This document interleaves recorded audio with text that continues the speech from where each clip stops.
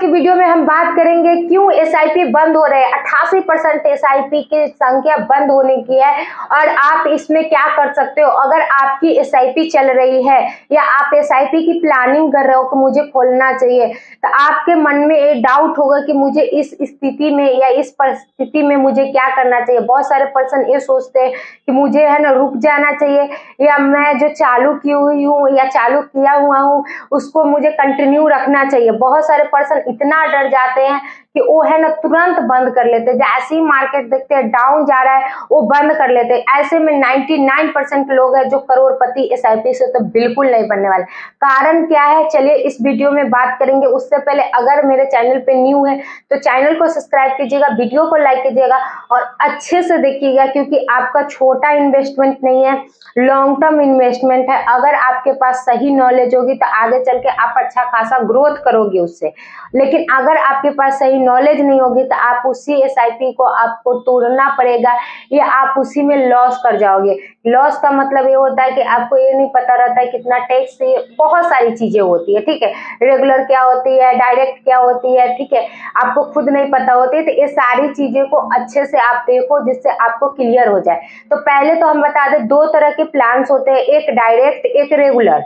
Direct में क्या होता है, आप अपने डीमेट अकाउंट से खोलोगे खुद और खुद ही उस प्लान को है ना एक्टिवेट करके चलाओगे, उसे कहते हैं डायरेक्ट।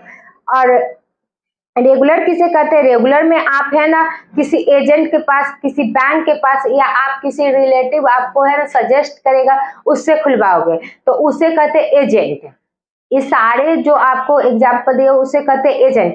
तो वहां पे क्या होता है कि आपका कुछ ऊपर नीचे हो भी रहा है तो आप वहां पे कॉल करते हो किसी को कि हाँ मेरा जो डाउन जा रहा है, मुझे यहाँ पे क्या करना चाहिए, मुझे रुकना चाहिए या नहीं रुकना चाहिए, या आप पैनिक करने लगते हो तो वो आपको मोटिवेट करता है, वो आपको समझाता है कि वहां पे रुकिए। लेकिन जब डायरेक्ट प्लान होते हैं तो आप खुद एजेंट भी होते हो और खुद है ना आप मोटिवेशन भी होते हो, लेकिन वहां पे आपका मोटिवेशन जीरो हो जाता है, आप खुद नहीं समझ पाते हो। तो हम आपको बता दें, सबसे ज्यादा बंद होने वाले जो अकाउंट्स है एसआईपी की वो डायरेक्ट प्लान की है, क्योंकि डायरेक्ट प्लान वाले ज्यादा पैनिक करने लगते हैं। उनको खुद अपना देखने का है ना आदत होता है, रोज वो देखते होंगे खोल खोल के और रोज है ना वो पैनिक करते हैं और उनका पैनिक को शांत करने वाला कोई पर्सन नहीं है, इसलिए उनका पैनिक है ना उनको कट आउट करने का इजाजत दे देता है और वो एसआईपी को रोक देते हैं, बंद कर देते हैं, स्टॉप कर देते हैं। तो इसलिए आप है ना अगर डायरेक्ट करवाए हुए तब भी या रेगुलर करवाए हुए तब भी आप इस पैनिक्स में मत आइए, क्योंकि आपका जो प्लान है वो लॉन्ग टर्म का है, शॉर्ट टर्म के नहीं है। तो उसमें आपको पैनिक तो करना नहीं चाहिए। एसआईपी कभी आपका है ना जो कंपाउंड इंटरेस्ट है वो अच्छा खासा ही देता है। आपको 2 मंथ 3 मंथ डाउन जाएगा, 4 मंथ जा सकता है, लेकिन आप 10 साल या 20 साल के लिए करवाए हुए तो आपको लगता है कि वहां पे आपका डाउन जाएगा, नहीं जाएगा। चलिए हम देखते हैं कुछ क्वेश्चन। यहाँ पे क्या है, स्टॉपेज रेशियो कितनी है, 88% इंक्रीज हुई है। एसआईपी कब शुरू हुई है, एसआईपी 1993 में एसआईपी पहली बार शुरू हुई थी। उस समय जो इसका अमाउंट था वो 47,000 करोड़ थी, लेकिन 2024 में जो इसका अमाउंट है वो 68 लाख करोड़ है। एसआईपी की संख्या तो बढ़ी है लेकिन बंद होने की भी संख्या बहुत ज्यादा है। आपको बता दें, स्टॉपेज रेशियो लगातार चौथे महीने से बढ़ती जा रही है। तो स्टॉपेज रेशियो का मतलब ये होता है कि बंद होने की संख्या बढ़ती जा रही है।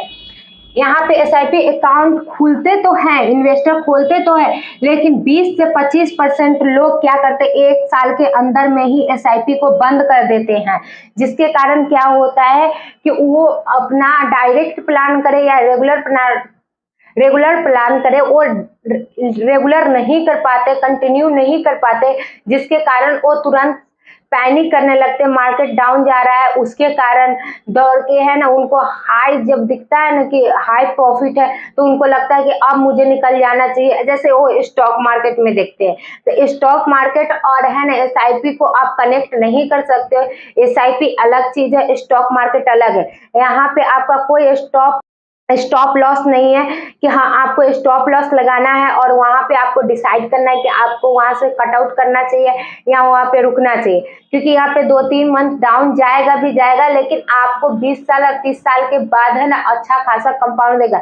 आप 1 करोड़ों के मालिक होंगे, लेकिन क्या होता है 1 करोड़ों उनको जल्दी से जल्दी चाहिए, 1 साल के अंदर या 2 साल के अंदर, तो ऐसा कुछ नहीं होने वाला है, आप ये बात अच्छे से समझ जाओ।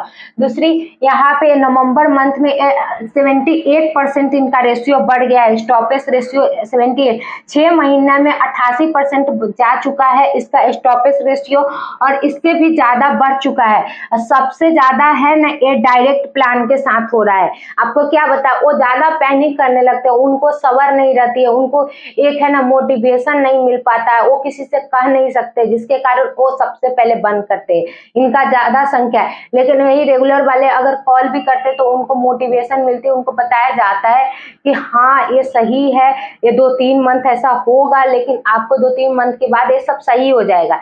और वहीं पे क्या होता है कि बहुत सारे पर्सन रुक जाते हैं तो उनका भी बंद हो जाता है, तो आपको वहां पे रुकना चाहिए, क्योंकि ये आपके लिए एक अपॉर्चुनिटी भी हो सकती है, और यहाँ पे बहुत सारे पर्सन अपना एसआईपी शुरू भी कर सकते हैं। ये नहीं कि आपको ऊपर ही मार्केट जा रहा है तो आप वहाँ पे एसआईपी शुरू कर सकते हैं और नीचे मार्केट जा रहा है तो आपको एसआईपी नहीं करना चाहिए, ऐसा कुछ नहीं है, आप वहाँ पे भी एसआईपी शुरू कर सकते हैं। तो इसलिए इस वीडियो को आप अच्छे से समझिए, क्योंकि क्या होता है कि आप 1 साल और 2 साल के लिए एसआईपी में आना चाहते हो तो मत आओ, आप एफडी कराओ, चाहे कोई भी प्लान कराओ, लेकिन एसआईपी में मत आओ, क्योंकि एसआईपी आपको 20 साल 30 साल के लिए होता है, 2 साल या 3 साल के लिए नहीं होता है। यहाँ पे तो आपका कंपाउंड भी उतना नहीं बना रहता है, उसके बाद 1 साल के अंदर आप तोड़ते हो तो आपको 15% गवर्नमेंट को टैक्स देना पड़ता है, लेकिन आपको ये बात पहले से पता नहीं होती या आप जानना नहीं चाहते हो। अगर पता भी होती तो आप सोचते हो कि 15% दे देते हैं से सही है, लेकिन जितना भी पैसा बचेगा मेरे पास रहेगा, आपका यही थॉट रहता है। तो अगर एक थॉट है तो आप एफडी कराओ, क्योंकि वहां पे सेफ है, नहीं आपका ऊपर नीचे का टेंशन रहेगा, और ना आपका आगे चल के बहुत ज्यादा करोड़ों का आप मालिक बनोगे। आपको 7% से 8% आपको मिलेगा, आपको पता होगी आपको इतना अमाउंट 1 साल और 5 साल के अंदर में आपको मिलने वाली है, आप क्लियर रहोगे। तो इसीलिए आप जब भी एसआईपी कराओ, आप लॉन्ग टर्म के लिए कराओ, शॉर्ट टर्म के लिए नहीं कराओ, क्योंकि ये सारी हालत किसकी हो रही है, शॉर्ट टर्म की वाले की, क्योंकि वो शॉर्ट टर्म में तोड़ते हैं। क्या बताए कि ओपन तो करवाते हैं पर्सन, लेकिन क्या करते हैं 1 साल के अंदर में ही वो बंद कर देते हैं।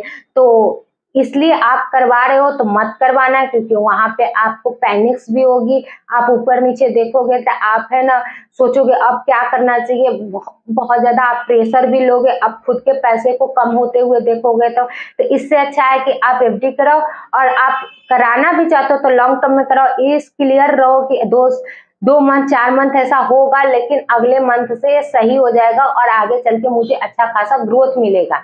ठीक है, तो इस वीडियो में इतना ही। अगर मेरे चैनल पे न्यू है तो चैनल को सब्सक्राइब कीजिएगा, वीडियो को लाइक कीजिएगा।